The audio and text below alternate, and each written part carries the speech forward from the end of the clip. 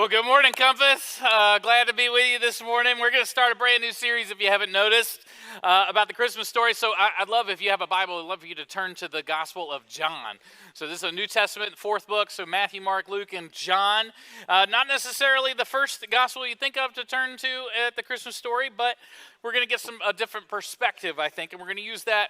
We're going to use that book over the next few weeks to be talking about the birth of Jesus and talking about our series, and I'm sure we'll pull some in from some of the other Gospels as well. Hey, every year at Christmas, especially growing up, when I was a kid, I would think of whatever that big gift or whatever that thing that I just knew that year I really, really, really wanted, and sometimes, you know, that's what you get. Sometimes you get, man, it's just that perfect year where what you were anticipating, what you sat on Santa's lap and just said, this is what I'm really hoping to get this year.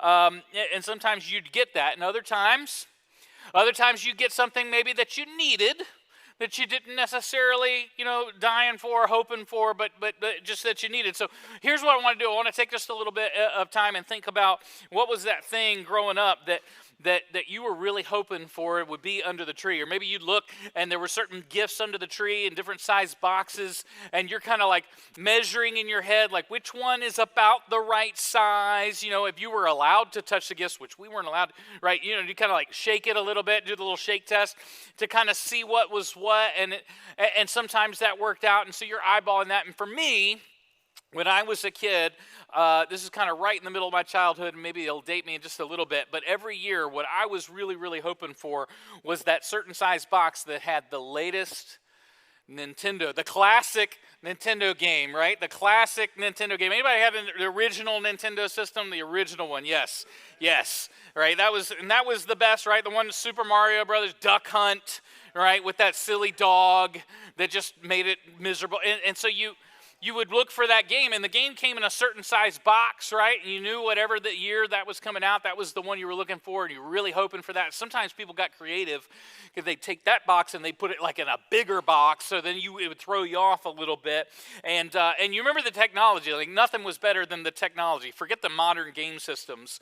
If you had a problem with the game in Nintendo, like the classic Nintendo freezing up or something, everybody knew how to fix this. You just pulled that out. That's right, everybody's doing it. Right? You just blow on that cartridge, and I don't know how they did that. I don't know how they knew it was your breath on the cartridge to make it fix, right? But somehow that was just there. I mean, technology is still not caught up to that amazing game system. You guys don't know what you're missing. So maybe, I don't know, what was it when I was a little younger? Maybe it was like Transformers or something, or maybe when you were a girl, maybe it was a big Cabbage Patch doll. Or it was the Barbie dream house. You guys remember this? This was the quintessential gift. What was it for you? I would love for you to think, what was that big gift that you were just really, really hoping for that stands out in your childhood? I want you to tell your neighbor, right? And maybe you got it, maybe you didn't get it, right? But I want you to tell your neighbor here, take a minute and tell them, what was it that you were really hoping to get when you were growing up?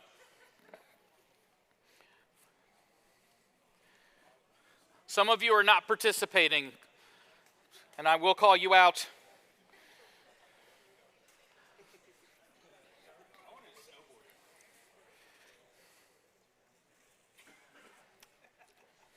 All right, so you told your neighbors, so what were some of the gifts? Some of the gifts growing up? All right, video games. What did somebody say here? A remote control car? Yes. Gas powered? No, okay. Because those things are crazy. Have you seen those? Like it'll cause a real accident. It's amazing. I've seen those. What else? An American Girl doll. Like, that's like, yes, the modern era. So much better than the Cabbage Patch, like the dimples. Anyway, the Cabbage Patch smells like a diaper. Anyway, sorry. Go ahead. I'm sorry. Baby powder. Okay. Teddy Ruxpin. Oh, yeah. The teddy bear with the cassette player in his back. That's fantastic. That thing wasn't creepy at all. It spawned a whole horror movie series. All right. Sorry? Red Ryder BB gun. That wasn't you. That was a movie you were watching, and you've found yourself in that movie now. Yes, so some of those gifts, they just stand out. Like that was the year, and like I said, you might have gotten it, you might not have gotten it, and some of you spoiled little brats. You got exactly what you wanted every year. Like you never missed what you were hoping for and got everything on the grid. Some of you, like all of us, I think at some point we all experienced this growing up. You got a gift that wasn't necessarily what you wanted, right? We can all relate to this, but it was something maybe that you needed, and maybe it was wrapped up not terribly impressively, right? But you'd still kind of go in with your expectations high, and if your parents were like my parents, like they make you open these things first, right? It was just like, oh, I'm so excited. What am I going to tear into? And you open it up, and there's this bag or whatever, and you think, oh, maybe it's the latest Nintendo game. It'll be the first thing that I get, and you open it up, and what do you get? You get socks and underwear, right? Socks and underwear. Great, thanks. Moving on. But here's the thing. Like, Mom would try to do a little damage control, okay? Mom would do a little damage control. Oh, honey, you really needed that this year. That's so good. He's like, you're out. And some of you, you really do. Like, we need to just kind of talk about this. Some of you really do need some new underwear. I'm just saying, like, if it's got holes in it, right? The moths don't even want to mess with that stuff. Anyway, So get some new drawers. But listen, sometimes you need that, and it's not very appreciated. It's lost on us as kids, even though we need it, even though we're growing up and growing out of our clothes. Like we needed that stuff. Sometimes it wasn't what we wanted, and we open that gift, and it's just kind of like, okay, what else is there? And we seem a little ungrateful. I don't know. But some presents are like that, right? Sometimes we don't get too excited about certain presents. But if we could hit rewind and go back to that very first Christmas, I think that it was a lot like that. When Jesus came, he was God's gift to the world. Remember John 3:16, for God so loved the world, he gave his only son. And so we got Jesus as the gift at Christmas time. But largely at that first Christmas, the birth of Jesus went unnoticed. It's as if he wasn't really what people were looking for. When Jesus was born, most of the world didn't notice that the biggest present to ever grace human history was wrapped and placed beneath the tree. People didn't even know. Why was that?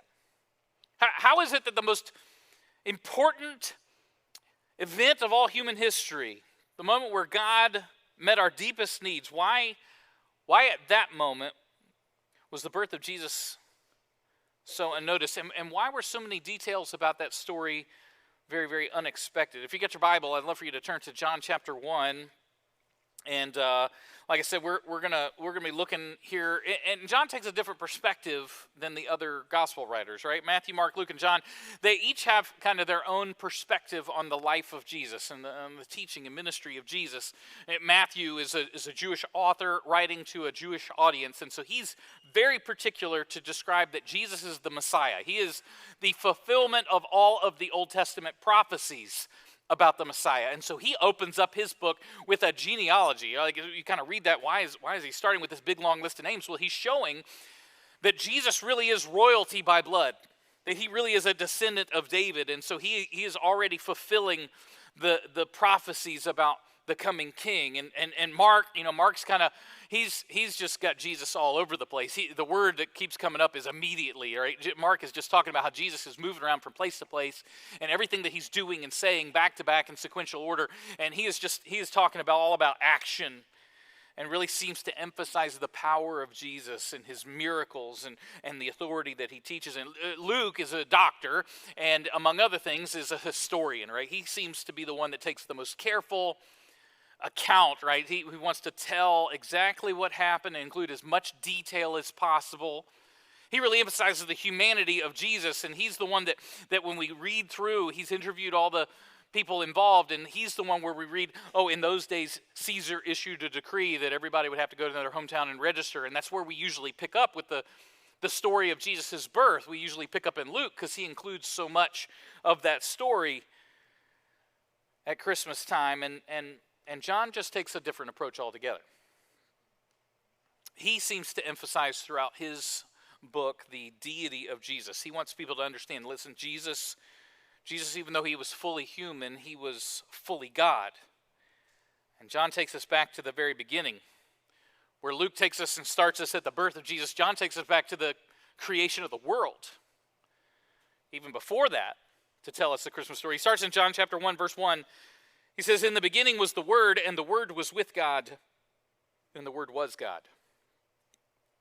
And John uses the word, right? The word for word is the Greek word logos. And logos is basically, the most basic definition for this would be, it's the expression of a thought, or it's the declaration of a thought. So maybe to think of it this way, John is saying that Jesus is the expression of God. He's God in the flesh.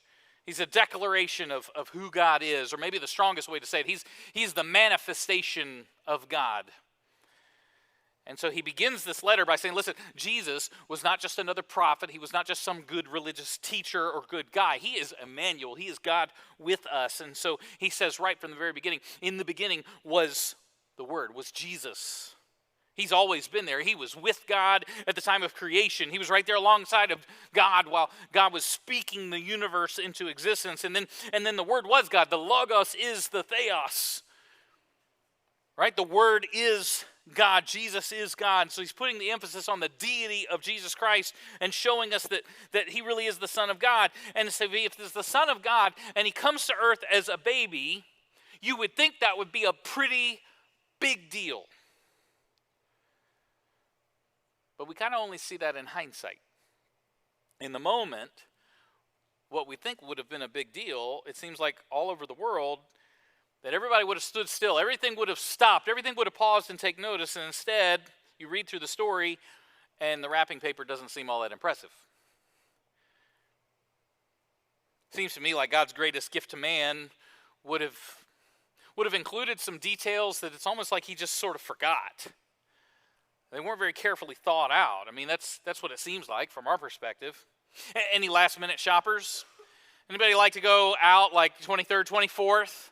Like you're still, yeah. And check out the demographic there, right? Mostly men. I'm sorry. It's just the truth, right? Mostly guys. You know, you go out and it's like, hey, you still got that special someone. You got to get something on their list. And so you go out. It's the 24th and everything's kind of winding down and shopping and everything. So you go out and you make your final purchases. And as you're walking out of Sheetz back to your car, you undo the nozzle where it is click to fill up your tank, and you're like, hey, finally shopping is done. And then you think, oh man, I gotta wrap this thing. And you're like, what are you gonna do? And who has time, for the nice box or the paper and all that tape and everything? I mean, this invention was so good for men, and I do mean men, right? Like the gift bag, like just throw it in there and done, right? Maybe if you're really extra, you could just hit that thing with a little bit of tissue paper, and now so the wrapping paper is all done. You don't even have to get specific, and because it's perfect for those of us who are sort of last minute in our shopping, and we have good intentions, right? We love people. We want to do something nice for people, but sometimes it's like we just waited to the last minute, and some of the finer details get lost. And be honest, if we're reading through, especially in the Gospel of Luke, there's almost a sense that God, giving this great gift to all of mankind, just sort of flubbed the last details. I mean, from our perspective, doesn't it seem weird that he's been planning this all along, but he couldn't get some of this stuff right? I don't know, just it seems a little bit haphazard. Like we know that God has been thinking about this from the beginning of time. John's saying that Jesus was with God before the creation of the universe. And then you even start there in the beginning of the Bible, all the way back in the book of Genesis, and you got the creation story, and you got Adam and Eve in the garden, and in chapter 3, after they sinned and this disconnect was made, you got the very first prophecy about the Messiah right there. The first mention of Jesus right there in chapter 3, that God promises he was going to send a descendant of the woman who was going to conquer the evil one and undo the curse that came about because of sin. So thousands of years have led up to this moment of the birth of Jesus. You got this intertestamental period, right, between the Old Testament and the New Testament. You got 400 years where from the last Old Testament prophecy, the book of Malachi, and the first writings of the New Testament in Matthew, Mark, Luke, and John, you've got 400 years where nobody had heard anything supernatural from God. Right? No words of Scripture were spoken. So 400 years, this is longer than the United States has even been settled as a country. And you think, man, that's a long time. And generation after generation, they have shared the news about this coming Messiah from one parent down to the next generation, down to the next generation, and so on. And at some point, I think they just sort of stopped looking. Maybe their thinking was, this will be such a monumental event, such an earth-changing, history-altering event, that we won't have to look for subtle clues. It will just be obvious to everybody on earth. When God sends his Messiah, you won't be able to miss it. And so they almost stopped looking, you think about. When he comes, we'll know it. But in large part, when Jesus comes, from what we read, it was unnoticed. Doesn't really seem to match up with such a monumental event. In the beginning was the Word was with God, and the Word was... Really? Then why Mary and Joseph? Why Mary and Joseph? Because they weren't just humble parents. They were poor. They were just outright poor.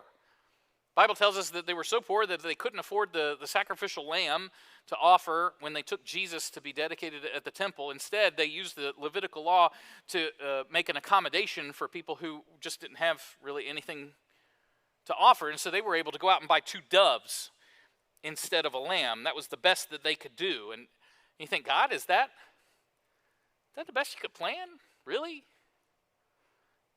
Why would your son be born to a poor family? You've had all this time to prepare. And of course, there's the whole Christmas journey, right? We sort of romanticize this a little bit. We think about, Mary and Joseph making their way down to Bethlehem. We got the pretty, backdrop of the scenes, the nativity scene or whatever. Just think about this for a minute. Mary was 9 months pregnant, okay? She's doing the waddle, the pregnant waddle. And we know that there's like 60 miles journey, and we don't have the heart to even think of her waddling 60 miles, right? And so we always put her like on a donkey. We just say, oh, well, surely she like rode a donkey. But have you ever like ridden a horse or a donkey? I mean, that's not comfortable to start with. And then 60 miles that way. And then they get there, and there's no room in the guest inn, right? They don't have a reservation. God, you've had thousands of years to plan this. You couldn't like call ahead. Right? The innkeeper, this is the Son of God here. You couldn't make an accommodation, move somebody out of the presidential suite. Do something here. Really. It all just seems sort of last minute. And then, if you've had all this time to prepare, God, to bring the Savior of the world to birth, why would you have an evil king in power at the time? Right? You got Herod, the king of the Jewish people. Why wouldn't you have just removed him from the equation? Because here he is, jealous of a new king, and he orders that all boys 2 years and under should be slaughtered. That's infanticide to try to wipe out this threat of a new king. Made everything difficult for Mary and Joseph. They were going to have to flee and go to Egypt. God, couldn't you have been a little bit more carefully thought out?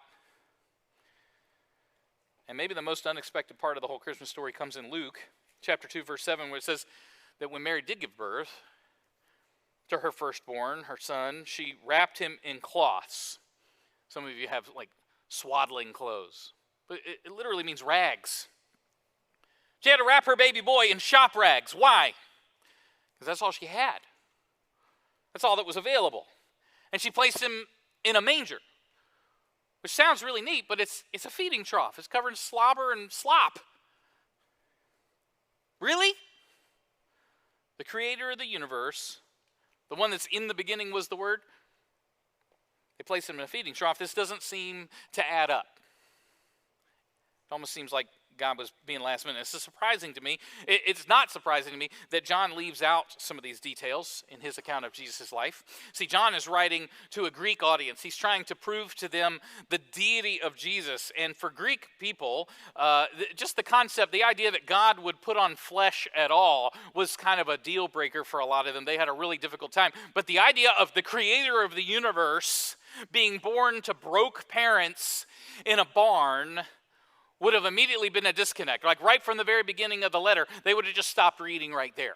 They wouldn't have been able to stomach this. How do you go from creator of all the universe to she wrapped him in rags? But is there a reason behind it? That's what I want to kind of talk about a little bit. See, all these details about the Christmas story, we think about them each year and they become kind of familiar, and maybe we just haven't stopped to ask ourselves, well, why did it happen this way? At first glance, maybe it seems like haphazard, seems accidental, but what if God was actually really intentional? And the reason we don't have sort of this Norman Rockwell quality to the original story, and the reason why Jesus was born to this young, poor girl named Mary, and she has to give birth in a stable and placed in a manger, maybe the reason for that is unexpected, but because that's exactly what we needed. Not necessarily what we would have wanted, but exactly what God knew we needed.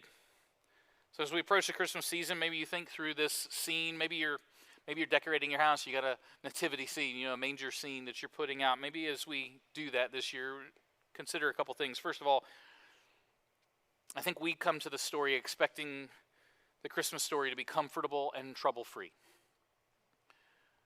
We would sort of expect, if God's going to become a person, that it would at least be comfortable and trouble-free. I'm sure that's what Mary was hoping for when she was told she was going to give birth to the Son of God. She just assumed it would come with certain privileges. Maybe God would give her a supernatural epidural long before that was invented, Wouldn't that be great? Labor would be pain-free. If you're giving birth to the Son of God, wouldn't you expect to be at least comfortable, at least to have everything taken care of? You wouldn't expect to have to leave home at the last minute. But here's the thing. I believe that it happened that way because God wanted to identify with us in our struggles. And that's an unexpected gift of Jesus. I believe God wants to identify with your struggles. You'd expect a story where Jesus would be born into a wealthy and prominent family, maybe have a pretty comfortable existence on earth. Instead, he's born to poor parents, and there were a lot of struggles right from the get-go. What if God did that on purpose so that he can identify with your struggles and with mine? Did you ever have a friend growing up that was always affluent, right? Their family they never really had to say no a whole lot because they always had enough money to do whatever they needed to do. Never really been an issue for them to struggle, so they have a hard time, not because they're evil, but just they have a hard time identifying with anybody who's ever struggled paycheck to paycheck, struggled to pay the bills, had to sacrifice as a family to make ends meet. They can't really identify with that because they haven't experienced that. And sometimes I think this is what people think of God. They think, oh, God doesn't understand what I'm going through. He just sits up there in heaven on his throne. Everything is taken care of, streets of gold. He can't understand what I'm going. Yes, he can. He knows what it's like to be born in a poor family and live homeless. In fact, we understand from Jesus that he never even had a place to lay his head as an adult. He lived poor his whole existence. Jesus says, hey, you're struggling. I know what that's like, right? So maybe you are. Maybe you are struggling this Christmas financially, and it's kind of a tough Christmas season because, frankly, you want to buy presents for the family. You don't have any money to do that. You're not really sure what this year's going to be like. It's taxing. It's stressful. Jesus understands what it's like to be financially strapped. Maybe you've got another kind of tension. Maybe it's relationships tension in your home, and you approach the holidays and there's some strained relationships in your family. So you're not really looking forward to aspects of the holidays because you're going to have to be around them. There's going to be a lot of tension. Maybe you got a family member that's going to disappoint you, somebody that's addicted that's going to blow up, and you're trying to plan around that. Listen, Jesus knows what it's like to have strained family relationships. When he first started his ministry, his own brothers and mother thought he was crazy, right? They told him, hey, you need to come home before this gets you in trouble. It's almost like they wanted to have Jesus committed, right? And that probably hurt. He understands. Maybe you've had some friends or somebody that you loved that really just let you down, right? They broke a promise in a pretty significant way. They've hurt you in a pretty significant way. Well, Jesus knows what that's like too. He was betrayed by one of his closest friends with a kiss. He had his closest friends abandon him when he was going through the toughest part of his life and suffering. And Jesus knows what it's like to face injustice, right? Some of you could you could tell your story of being treated completely unfairly. You were innocent, but taken advantage of. Maybe you were abused. Some way you were treated in a completely unjust way. And listen, so was Jesus. Jesus had never sinned. He was innocent. And yet he was tried for crimes he didn't commit, accused falsely of things he didn't do, and still suffered the punishment of being nailed to a tree for it. And so Jesus came into the world the way that he did, perhaps as his way of wanting to tell you, listen, I understand.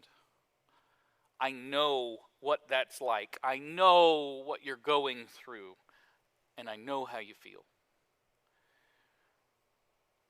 So when we read through this story and we see these different circumstances that don't seem to line up, maybe it's not so much that God didn't know what he was doing. Maybe in beginning was the Word, and the Word was with God, and the Word was God, and we understand that. And then God, on purpose, decided to go through these struggles so that he could identify with your struggles. The Bible tells us in Hebrews chapter 4, verse 15, that Jesus is able to sympathize with us in our weaknesses, right? Because he has gone through it. And then he gives us this promise in Hebrews chapter 4, verse 16, the next verse. Because Jesus can identify with our struggles, this is what it says in verse 16, let us then approach God's throne of grace with confidence. Because God knows what it's like to hurt.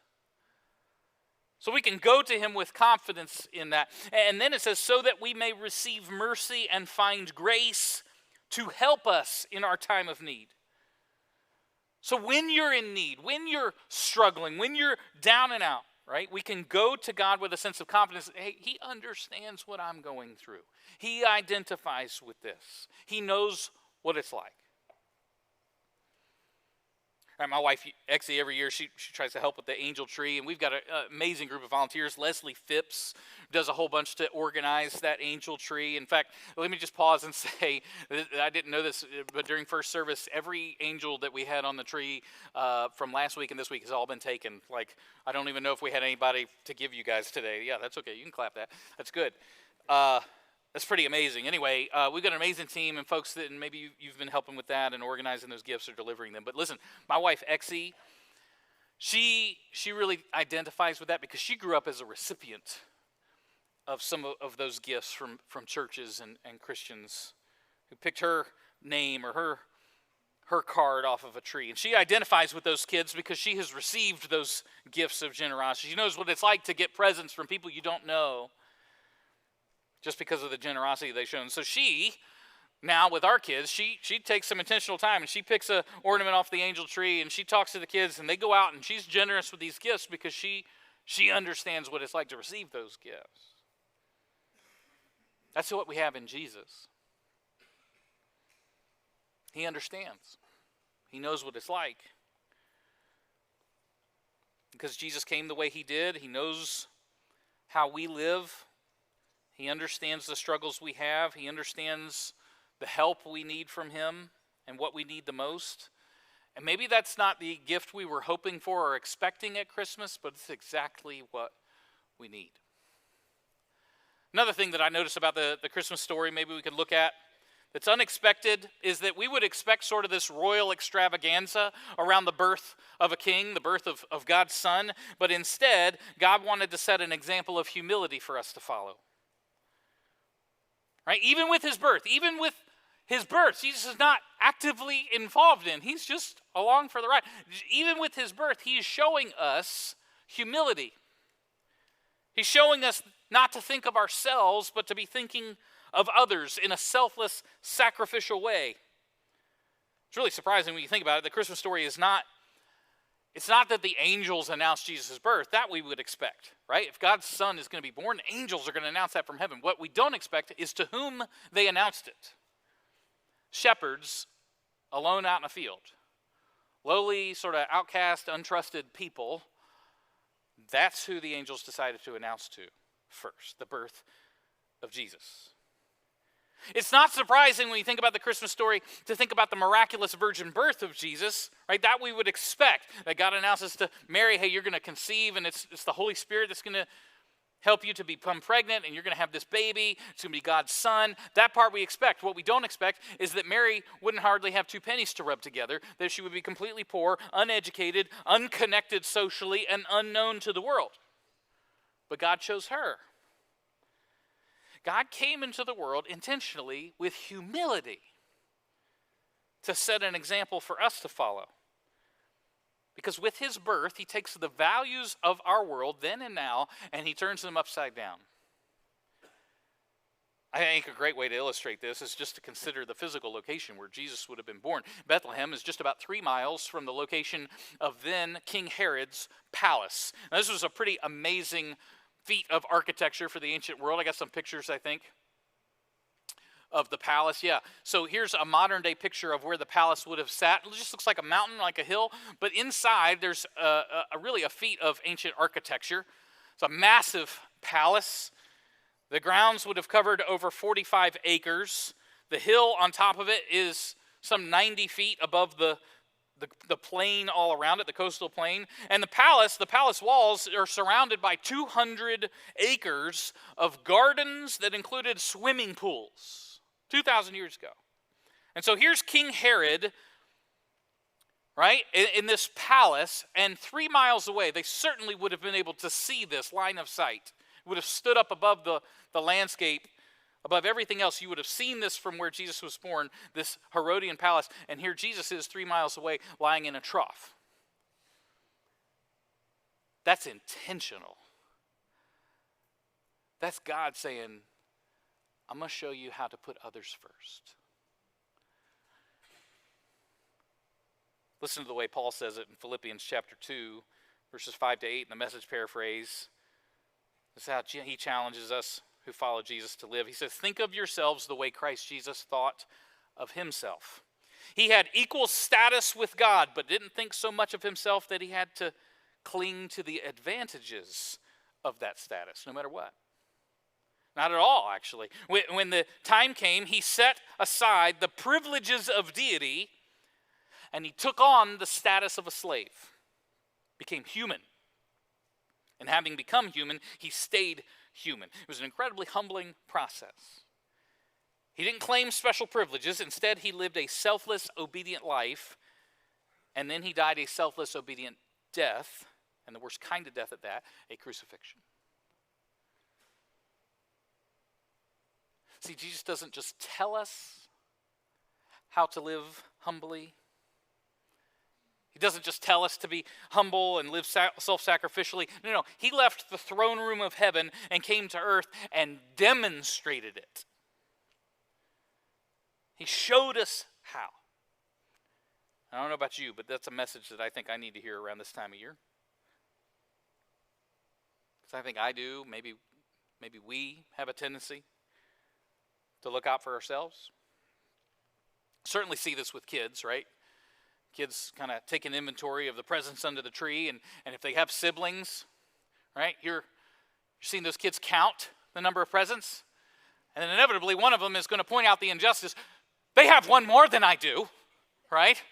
And even if you struggle as a parent to keep things equitable, and they have exactly the same amount of presents and everything, you inevitably get the conclusion, oh, she got more than I did, You could break out the bank statement. You say, I spent exactly the same number of dollars on each of you. No, she got 5 cents more.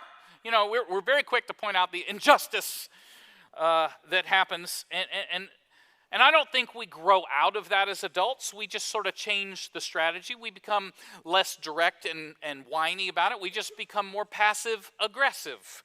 We say things like, oh, honey, you don't have to buy me anything this year. It's a trap. You better buy something, okay? Don't fall for it. That is a passive-aggressive plot. I heard a statistic, and I don't know if it's really true, but I heard a statistic that said 2 out of 5 men will buy a present for their wife this year at Christmas that's really a present for them. Sorry, I'm picking on the guys, but has this ever happened? Ladies, has this ever happened? Your husband ever buy you a gift that's really for them? I don't know if this happened, but I don't want to blow your cover, guys, but listen, ladies, if you ever receive a hunting rifle for Christmas, a really good chance, secretly hoping you're going to give that baby up, okay? Ladies, if you ever received like a round of golf, right? You ever receive a power drill? Oh, honey, I just want you to have all the tools you need. It's like, okay, sure, right? I'm sorry, guys. I'm pulling the curtain back. One survey said that one of the top 10 gifts that men give their wives every year for Christmas is a video game system. Who are the guys that are getting away with this? And teach me everything you know, okay? I want to know, how do you do this? I have given my wife a gift card to get a Swedish massage before, and I'm just saying, I like spa days too, babe. All right? I'm just saying, that's just me, I guess. But sort of in the back of your minds, when you think about it, when we're looking at stuff for ourselves, men and women, we kind of act the same way. We can't help but think, how am I going to benefit from this gift, this act of service? Is it going to kind of come back to me in some way? And when Jesus came to earth, he defied that. He came in such a way that he says, I'm not here to be served. I came to serve and to give my life as a ransom for many. I think there's a third thing that we see when we look at some of the surprising details about the Christmas story, and maybe one of the things that I think we could conclude, hey, God had 2,000 years to plan this. I think maybe this was intentional, is that we expect the Christmas story to be a demonstration of how supreme God is, but instead God wanted to make a statement about his incredible love for us. I mean, here's his opportunity to shine, to announce to the world who he is, and instead he's more concerned with showing us sacrificial love. When you think about the details surrounding the Christmas story, maybe it doesn't seem well thought out, but in fact I think they are, because they over and over again speak of the self-sacrifice that God made for us. God had the world at his feet, but he came down in the form of a helpless baby. He was born to a poor family. He's laid in a manger, and that becomes a statement of sacrifice to show his love for you. There's a sense in which the greater the sacrifice, the more clearly we start to understand and experience the love. Some of you have given and received this kind of love before. You've seen it in your life. You've made these acts of sacrifice. Maybe it's the mom who takes a third shift so that she can support her kids. Maybe it's the husband who works extra hours so that his wife can actually stay home. Or it's the adult child who gives up the promising career in order to take care of the aging parent. It's a father who superglues his dentures together instead of buying new ones so that he can give his daughter books for college. It's the grandparents who move away from a comfortable retired life so they can come home and give special care to their special needs grandchild. Some of you experience love that way, and you know sacrificial love is kind of right at the top. When we see these great sacrifices of Jesus, could you pause and consider the fact that this is kind of God saying, how far would I go to love you? Here, let me show you. Let me show you what you're worth to me. I think he intentionally makes sacrifices to make it abundantly clear. He could have had a much easier existence, but he chose to come into the world the way he did just to make sure that you understood how much he loves you. Romans 5:8 says that God demonstrates his own love for us in this: while we were still sinners, Christ died for us. When we were still struggling and fighting against God to run away from him, he died in our place. I know sometimes we think about that first Christmas and, we sing the songs. We inevitably sing Silent Night. Can you just think about this for a minute? I don't think it was a silent night. Labor and delivery in a barn. There's no heating lamp to put Jesus under. I don't know if he struggled with any jaundice or anything. They didn't have any of that stuff. Joseph would have delivered a baby with his rough carpenter hands. Meanwhile, we sing, oh, the cattle were lowing. What the heck is a low, right? They were mooing, right? The horses were neighing, all this crazy, ridiculous. I mean, that sounds awful. Lowing sounds poetic, but mooing, that's going to wake this stinking baby up.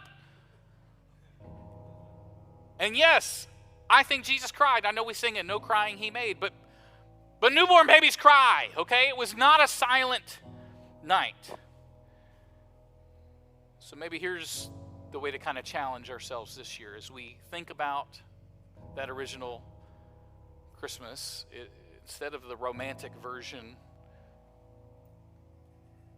maybe you got that nativity scene. Instead of just placing those ornaments out, could you just gather the family around and take a minute and think about each of those pieces? Maybe kind of put yourselves in that scene as you place those pieces out, and as you put yourself in the incredible parts of the story. You just take a look at that stable. This wasn't a mansion. This wasn't a nice hospital. This was a shack. This was a barn. Put out the animals, you think, man, they were making some noises. And there were probably some aromas in that manger. And they place them in a trough. This isn't just an ornament. This is a gross thing to put your baby in. But when we see that and we place those things and we think about that original story, would you just pause and say to yourself, He did this for me.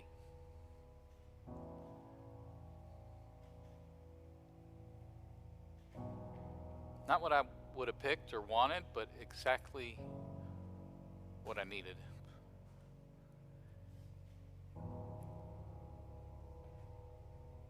And in your own heart, in your own life, you allow the Christmas season for God to speak into your life.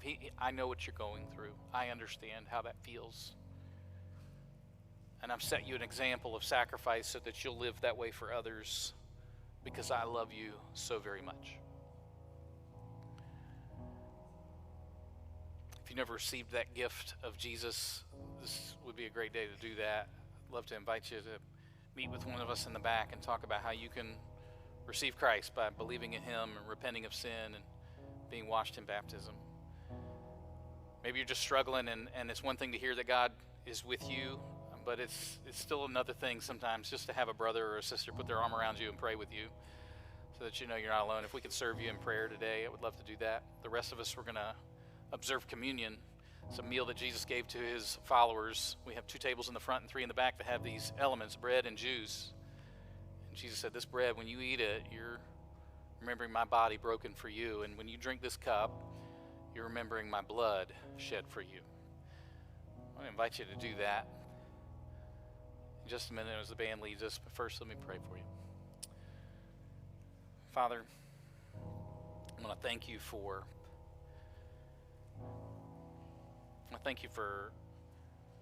helping us to revisit the Christmas story with fresh eyes, to know that you were intentional about all this stuff.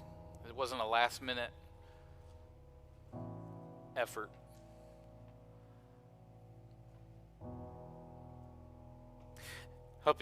Pray that you'll help us to be mindful that sometimes the gift we most needed isn't necessarily the one we appreciate or notice.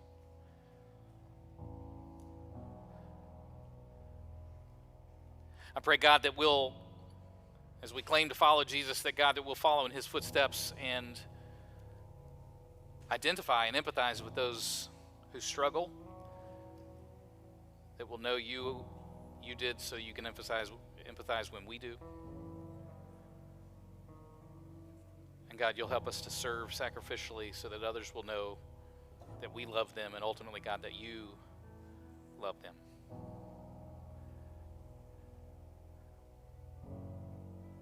Lord, thank you for the greatest gift of all, your Son, Jesus. It's in His name